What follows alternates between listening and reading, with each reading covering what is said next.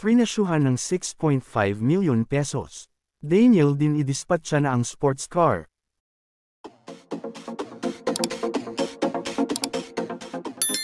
For sale ang red Chevrolet Corvette sports car ni Daniel Padilla for 6.5 milyon pesos at hindi raw ito ibinebenta ng aktor dahil sa chikang naghihirap na siya.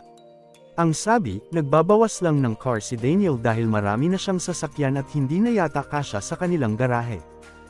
Lumapit kay Boss Toyo ang F2A Cars, isang car dealer na pinagkatiwalaan yata ni Daniel na ibenta ang sports car niya at in-offer ang sports car. Tinawaran daw ni Boss Toyo ng 5.5 milyon pesos ang sasakyan at umabot sa 5.8 milyon pesos ang tawaran na hindi ibinigay ng representative ng F2A Cars. Kumpleto sa papers at nakarehistro sa pangalan ni Daniel. Nang hinayang daw si Boss Toyo na hindi nabili ang sports car ni Daniel sa gusto niyang presyo. Samantala, wala raw sa Dubai si Daniel, nasa Japan daw ito at nagbabakasyon lang siguro bago sumabak sa trabaho.